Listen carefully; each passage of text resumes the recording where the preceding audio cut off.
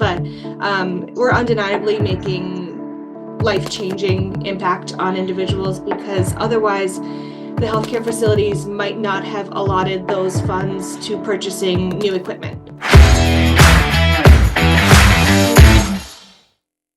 Welcome to the Are You Happy podcast, where we spotlight changemaker dedicated to creating a happier and healthier world today.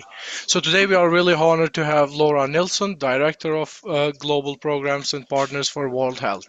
So Laura, thank you so much for joining us today. To start off, could you just introduce yourself and tell us a bit about Partners for World Health? We would also love to hear more about your current roles within the organization and what your day-to-day work involves like. Sure. So my name is Laura Nilsson. I'm the Director of Global Programs here at Partners for World Health. We are a nonprofit organization based in Portland, Maine, and we exist to reduce surplus in the U.S. healthcare system and redistribute that same surplus to communities in need, whether it's locally or globally in response to just lack of access, or could be war, could be crisis, could be anything like this, natural disaster. So we collect supplies mostly from hospital healthcare systems here in New England in the United States, also individuals with family members that might be sick or have passed away at home and they have excess supplies. And we distribute them typically directly to individuals here in Maine. So if someone is in need of walker or crutches or adult diapers, they can come to us for extremely reduced cost or at no cost at all. We also manage 40-foot container shipments across the ocean to places like, could be in Ukraine, it could be in Palestine, it could be in Kenya, DRC, Guatemala, anywhere around the world that is lacking access to quality healthcare supplies for a multitude of reasons. So Well, my role, Partners for World Health, is managing the shipment programs. So I'm working with our international partners, those in emerging healthcare systems, those lacking access to high quality medical supplies, or in moments of crisis, be natural disaster or war. thank you for all the details and all the information. You're really doing a great job. So, Laura, what inspired you to pursue a career in global health, and how did your path lead to the Partners for World Health? Yeah. I had a bit of a slow progression to this industry. I wasn't surrounded by career opportunities that lend themselves to work in global public health. I came from a very rural location that people were typically working in the trades or in healthcare or a teacher, something kind of in the US we consider, classic Yeah, yeah, yeah. jobs, Yeah, classic traditional jobs. jobs. Yeah. So I didn't have a lot of exposure to something like this. So it was a bit of a slow progression, kind of putting layer upon layer. But I think I started to realize that there were actually jobs in the things that I'm interested in, and I could actually earn a living while doing something I cared about. I didn't have to just volunteer outside of my paying job. I didn't have to just seek out those projects at work that have a little bit of what I'm interested in. I'm caring about people and community and health for everyone, regardless of where they are, who they are. Um, so yeah, I started, in business school, but I actually double majored in global studies. We had a nice opportunity there, and those were the classes that I actually enjoyed, learning about comparative politics and people of the world and anthropology and intercultural communications and everything like that. During college, I co-founded a social enterprise after traveling to Ghana and working with students who were underserved in their communities and would be essentially ending their education probably around their fifth or sixth year of school without additional funding. So a group of us co-founded Project Bead to essentially pay for their education, their secondary and tertiary education in Ghana. So keeping them in local schools, keeping them on track, keeping their education consistent. And we did that through selling Ghanaian bracelets in college. And we ran that organization like a business for 10 years. It's still going. We're still paying for students to go through their secondary and tertiary education. So that was kind of my first toe into the international development space. And then again, realizing that there were actual careers in this. So, shifting towards my own master's education, looking for what sort of degree program I'd be interested in, and ending up with a global studies degree in concentration in international development, global public health. Um, and then hearing our current founder, Elizabeth McClellan, speak at my organization that I was working at 5 years ago, and then realizing, oh my gosh, they exist not only in my city, they incorporate everything from environmental sustainability to global public health and intercultural exchange and all of these big themes that were kind of all coming together for me in a career wise, and realizing that I just had to work there. So putting in my resume and following up and making sure that Elizabeth was aware of what I thought I could offer to the organization and hoping that a job would pop up, and it did. So here we are. Well, I need to say you need a big wow, and you were working so hard from a young age, and the results are really amazing. So here you are now. So, Yes, exactly. can you share a moment or experience that solidified, for example, your commitment to humanitarian work? Um, yeah, I guess I'm not sure if it's an exact moment, but rather just a compilation of kind of my attitude that has always been like kind of questioning the why. I don't really seek out conveniences. I'm more conscientious. I'm wondering, why is something disposable and why is it single use, and what happens when we put something in the trash? Literally, going Yeah, back to, everything starting by why and what happens yeah, if these things go there and right. stuff like that. Yeah. And thinking like, why is it so easy for me to purchase this item, and how did it actually get to my place here, and how did it arrive within 12 hours of me hitting buy? All of these things. The conveniences to me are more of a questioning thing as opposed to something that's helpful. So I'm wondering, like, Yeah, what's the impact? Who is impacted by my decision here? I'm always thinking beyond myself, and that can be kind of debilitating sometimes and kind of yeah, annoying to say the sometimes. crazy.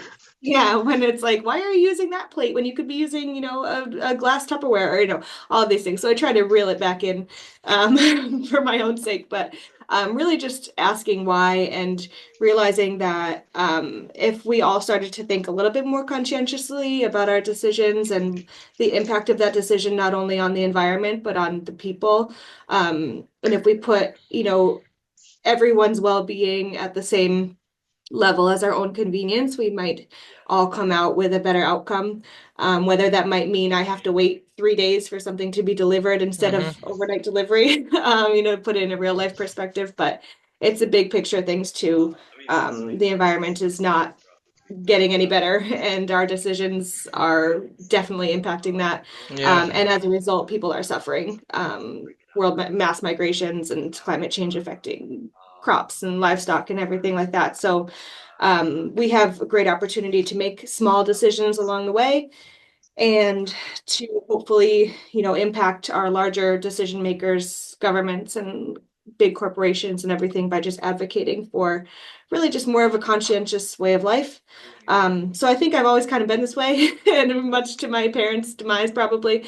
But I always kind of sit back and ask those questions, and that really has led me to a career in humanitarian aid, but also environmental sustainability and human interaction conscientiousness. Since you mentioned your parents, like, how did they get this when you told them that you want to be incorporated, for example, in big things like this that you are right now? And how did they get the news from you? Were like they Yeah. excited, or what did they say to you? Yeah, I mean, being pretty practical people, I think their first response was, what about your business degree? Yeah. But I'm using my business degree all the time. Inevitably, I'm critically thinking, I'm applying financial, knowledge. I'm using all of those skills. I have no regrets, and I absolutely recommend business school for everyone, whether you're going into something non-traditional or very traditional.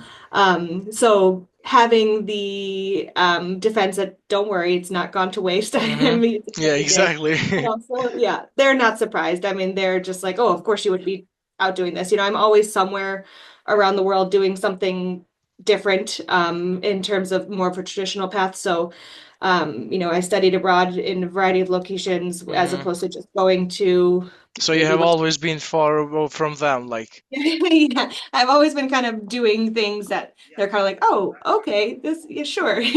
They're not surprised.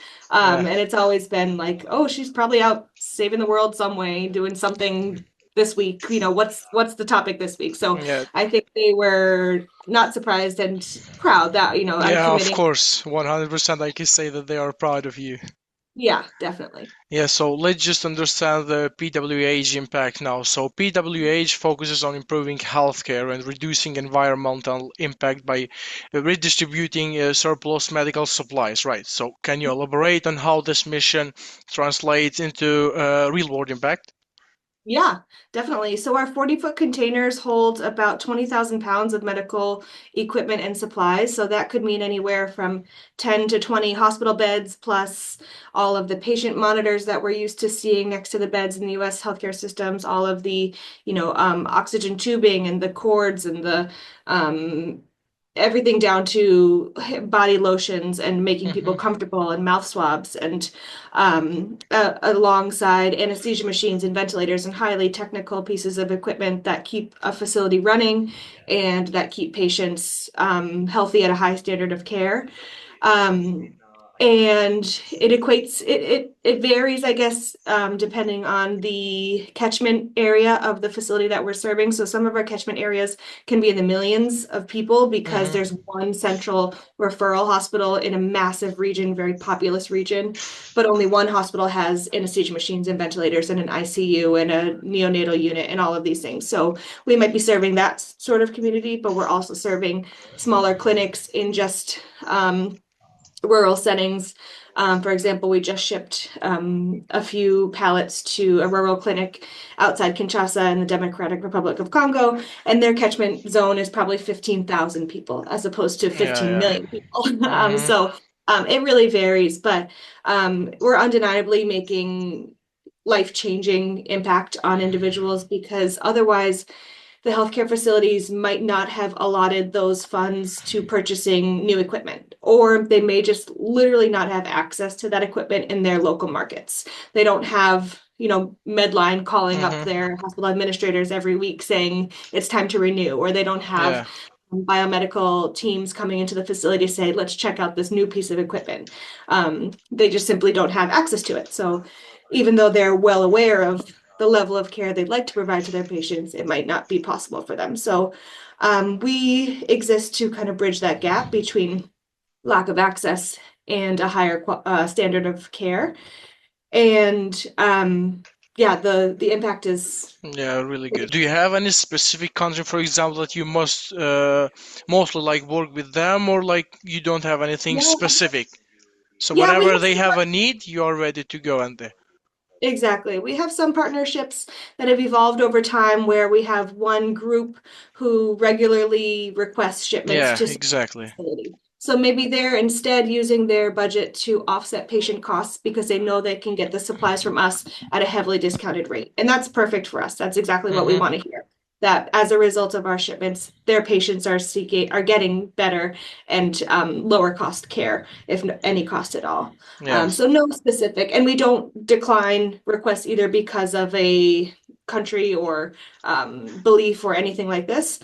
There are some restrictions that we have to follow as we Hmm. are a U.S. Yeah, of registered course. organization shipping into different locations, but we follow the rules and get the supplies where they need to go because there is a people in need, and Hmm. we're here to serve that need. Yeah. Yeah, so you operate globally. So based on my Well, research in 2024, mhm, PWH shipped 29 containers of medical supplies in 10 countries. And yes. what are like some challenges and successes you have encountered in coordinating these international efforts? Um, the logistics of shipping containers, even of donated goods, is extremely complicated, and we Yeah, do you heavily have any rely. system or anything that you track how the logistics go? Um, no, we need better systems, Okay. and not just we Partners for World Health, but I think humanitarian aid as a Yeah. whole could from better logistics systems, more integrated with the freight forwarders. It's a very split up system, so broken up between the suppliers, someone like Mm-hmm. us, who relies on a donor, which is separate. So donors donate to us the medical supplies. We supply them to our partners internationally, but there's freight forwarders in between because they manage the relationships with the truck drivers, with the container depots. The containers have to physically arrive to our warehouse at a certain time. Who manages that? It's typically the freight forwarding partner. So we rely heavily on all these different pieces of this supply chain. It's a very long supply chain. And then the containers have to arrive to a port in Mombasa, Kenya, maybe. So they have to be cleared by the agents in Mombasa that are representing the receiving organization. And then the container has to be physically moved from the port to the Yeah, to receiving. another one. So that could take, Yeah, pretty hard. yeah, yeah, it's a lot of logistics. Yeah. So we rely heavily on not only our receiving partners who know the situation on the ground, they're familiar with what time of year, let's start there, the weather can impact Mm-hmm. everything. So if Exactly. it's rainy season in the tropics, we shouldn't be shipping 40-foot containers because the roads are blown out. So we have to be very careful about that. So we rely on our partners who know the situation on the ground, as well as our freight forwarders who are well versed in complicated international, Mm-hmm. sometimes multinational shipments with all the paperwork required, who the paperwork gets filed with, where it has to come from. So I am very grateful for our freight forwarders and for our receiving partners who are so well versed in all of that. Yeah, yeah, exactly. I think that you are working with a lot of members here when you Mhm. logistics things, so it should Yeah, be 10 to 20 people maybe just to yeah. send the exact location, for example, what Oh, they need. yeah, hundreds of emails. I mean, Oh my yeah. email chains are hundreds of emails long just for one shipment, just with the freight forwarder alone. So it's a lot of back and forth and a lot of pieces that Yeah, so to everyone have who is listening right now, this is not easy at all. no, it's not easy. So No, let's just go it's now. not too difficult, but yeah. Yeah. So let's just go now to since you described it all about globally, let's just go to local engagement. So beyond the global initiatives, you also support local communities in New England. So how does the organization balances local and international commitments? Like, do Yeah. they have a big difference? Because it surely have, but I just want to Yeah. know the challenges that you may have through the globally and then local engagement that you have. Yeah. The difference is probably in volume, where we're shipping 40-foot containers internationally, and locally, we're distributing more like one piece of equipment to one person because maybe they're getting discharged from the hospital, but they cannot leave until they have a walker. Mm-hmm. So if they don't have access to that walker through insurance, maybe they're uninsured or insurance won't cover it for whatever reason, they can come to us and get that walker for very, very cheap or nothing at all Mm-hmm. and leave the hospital that day. So they don't Yeah, have do they need to those provide snowballs. any paper or any document or anything if they want to get something from your side? No, so we try to keep it very easy for our local customers to call them that Maybe they because are registered so then you will know if this is a real person in need, for example, or yeah. no, that's why. Yeah, so they have to physically come pick them up, or caseworker or a family member or something like this. So we gain a lot of trust in that person to person.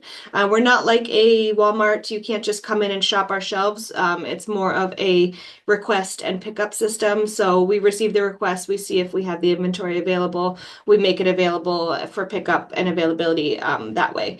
So the volume is less in Mm-hmm. that it might just be one piece of equipment or a hospital bed and a commode or Yeah, uh, yeah, maybe someone needs a nebulizer to have while they're traveling or whatever it might be. So, yeah. but we don't ask questions about insurance or Yeah, ability to yeah. pay this just to As make easy as possible for them. Yeah. yes. Yeah, exactly. And the Yeah. point is getting better access to this type of equipment that we think everyone should have access to. Yeah, yeah, that's really great to hear. And also, I saw that you have a lot of volunteers. So volunteers are integral to the organization, contributing to over 41,000 hours in 2024, based on what I read. So how do you engage and sustain such a dedicated volunteer base? It Yeah. must be a problem Um, because too many volunteers there, since you're doing a great mission. Mhm. Yeah, people in Portland, Maine are very conscientious, and there are a lot of individuals who value interpersonal work and understanding that what we do here in Portland, Maine has an impact all around the globe and with our neighbors. So we don't really have to sell it that hard, which is really good. Yeah. The community itself lends itself to volunteering, and a lot of local businesses require their staff to volunteer a certain number of hours, or maybe they offer them volunteer time off. So instead of coming to work, they can come to us for 8 hours. So we get really involved with the businesses to make sure that they know we're available. And school systems, we start volunteers at a very young age. You know, you can come as young as 14 on your own and, you know, spend time with us. So we get students involved early to remind them that they have extra capacity, you know, even if they can't give dollars, they can give time and whatnot. Hmm. So we heavily rely on the volunteers. We would not be able to do the work that we do at Yeah. all. Yeah. We have anywhere from 50 to 100 volunteers here on any given day, and they're all sorting supplies, packing supplies, Yeah, cleaning but equipment. you also offer an educational program and then internships for them. So Mhm, they will the for example for the volunteers, it mhm. will have some benefits. But how do these initiatives foster a culture of global health awareness and responsibility? Since you are creating a great culture for all the volunteers there, and they are learning a lot and getting some benefits from the organization, how the logistics works, how the other things works, and what they are giving to some people in need, and they should feel like really proud of what they're doing. Definitely. And we try to recognize that and showcase their impact. We have quarterly luncheons where we review all of the shipments that we've made and their impact. You know, the boxes that they have packed last month are now in DRC, or now they're in Ukraine, or they're in Haiti. So we show examples of all of our shipments and things like this. But we also just bring awareness to the amount of surplus in our healthcare system just by walking through our warehouse. So every Hmm. volunteer, when they first come in, gets a tour. And I think the real shock and the real connection and commitment comes from realizing that everything in our facility was once designated for the landfill or for incineration, and that volume is just overwhelming. Once they really let it sink in that, oh, we're this would have all been thrown away, which is crazy and a little overwhelming at times, but I think they realize that that shouldn't be the case and that it should be an automatic redistribution or reallocation, whatever it might be. So they want to be a part of that. And they're Hmm. seeing their dollars going to insurance or going to healthcare costs at risk. You know, if there's less purchasing, then there's less trickle down cost to the patient. So less waste, you know, waste removal costs, all of these things. So they really seem to be committed when they come in here and physically see the impact of the supplies that they're sorting and redistributing. Yeah, that is really great, and I really love the mission and all the hard work that you're doing. So let's Mhm. just go to sustainability and environmental impact. So I Mhm. just want to see that because you have collected over 555,000 pounds of medical equipment in 2024, Yeah. preventing waste. So how does environment sustainability factor into your strategic planning? Definitely. So all of that surplus medical equipment and supplies that would have been in a landfill or incinerated locally. So our local environment, because we collect from the hospitals in our own Hmm. area, our local environment is better off because of it. We're receiving it instead of it just being buried or burned. Yeah, And then we're salvaging what we can. We're not taking trash. We're not yeah, yeah. taking supplies and all of The that bad stuff. things. Yeah, but we are taking everything, every little bit that we can, and we're reallocating it so it actually gets used for its intended purpose. So yes, it will ultimately be discarded at some point in its life, but at least it didn't not get used on a patient. So the supplies that are coming to us are because they literally were not used for anyone. So they're not serving their intended purpose. They were produced for nothing if they didn't come to us. Yeah, So the yeah. environmental impact is that poundage, that 550,000 pounds saved in 1 year, which is an immense amount of supplies. We're taking in anywhere between 12 and 20, sometimes double that amount of pallets per week here at This our is organization locally, right? locally. Yep, Locally, yeah. from New England. So we're Hmm. taking in and pallets are about 4 feet by 4.5 feet and 5 feet tall of Hmm. supplies every single week. So all of that would have been unused, and we're actually giving it a purpose. Yeah, yeah. I also read about the Blue Wrap Project Runaway Mhm. and how it combines creativity with sustainability. I want to know more about that. Yeah, great timing. We actually just closed 2 shows last week. So Blue Rep Project Runway is a major fundraiser event for Partners for World Health. Originally, our founder, Elizabeth, was just inspired by surgical blue wrap, which is a polypropylene fabric. It's very common in Hmm. hospital facilities. Everyone who works in the facility knows what blue wrap is. Yeah. So it's used to sterilize items and then immediately thrown away. So it's made of plastic. It's produced to literally wrap something one time and then be discarded. And it is plastic and it will never break down. So what she had envisioned instead is designers making costumes out of this fabric because it is woven, it is flexible, and you can sew with it. So it started about 10 years ago, and yeah, we just closed 2 shows last week. They were fabulous. We had designers using the blue wrap material in various colors. It's not just Hmm. blue, Yeah. but to represent traditional dress in many of the countries that we've served. So it was a really beautiful representation of the places that have benefited from our work, but Hmm. also a focus on the fact that this um, plastic sheeting it is really nice. It can be used Yeah. other than just thrown away in the trash. So it's to bring awareness to the fact that it's single use, disposable, and instead let's turn it into something beautiful.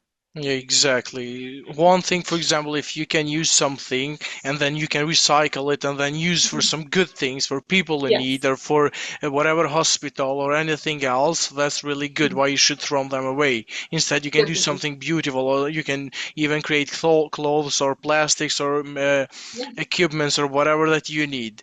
So let's Yep. just talk about the future goals. What are the organization's strategic priorities moving forward, and how can listeners contribute to these goals that you have right now?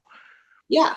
Um, I think the ultimate mission of the organization, the ultimate vision of the organization is to live in a world where there is no surplus and there are no communities in need. So that's Hmm. pretty far away from That where we is are like really today. hard, maybe, but It's very far away, but that has to be the vision of the yeah, organization. We have to have exactly. a big picture, you know, idea in our mind where there is no surplus, so we don't, and people aren't in need. So it's this beautiful, equilibrium.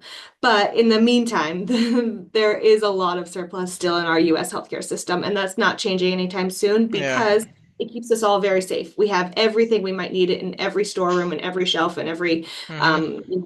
warehouse and all of those supplies. And as a result, we have sterile procedure, sterile technique. We have all of these processes that keep the patients at the highest standard of care. So we're not Hmm. getting rid of that anytime soon. And communities are ever more in need than before. We have war all over the world. We have migration crises. Um,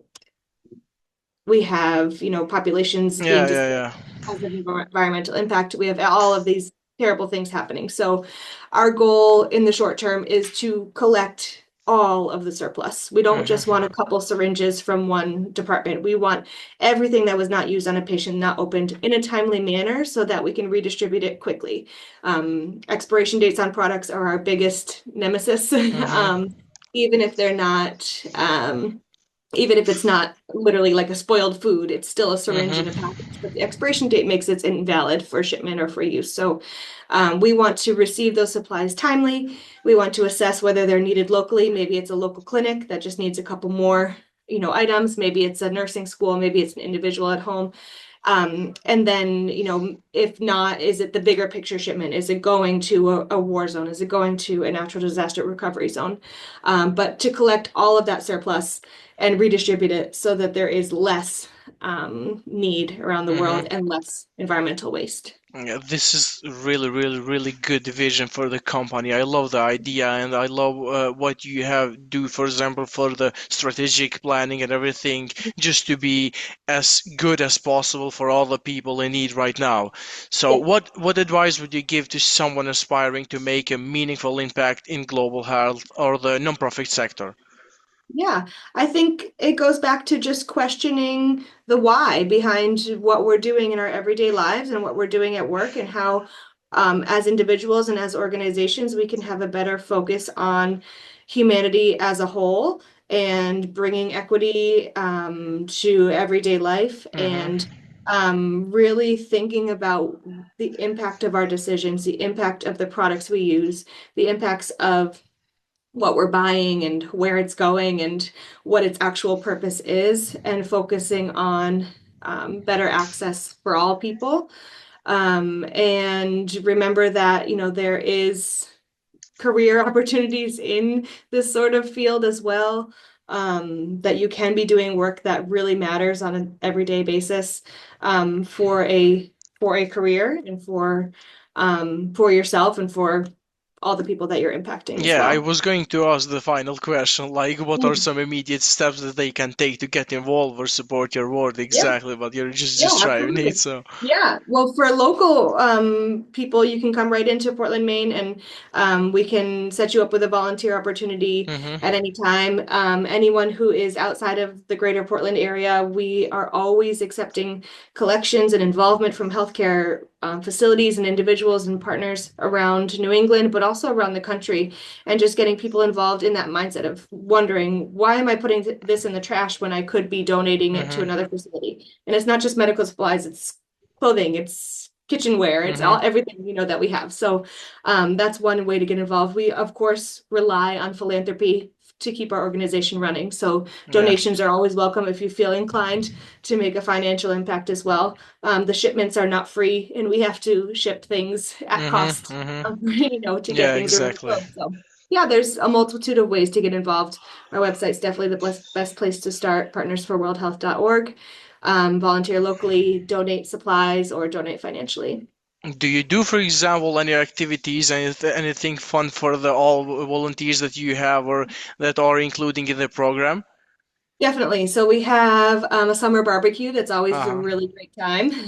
In Maine, August is a really nice time to be outside. So we have a big luncheon, and we invite hundreds Hmm. of volunteers who have committed their time. We love to celebrate them. And then we have an annual awards event at the close of every year, where we award new volunteers, volunteers of the year, biomedical volunteers, Hmm. all of these special features. So we love to bring new people up to the stage and give them the recognition that they deserve.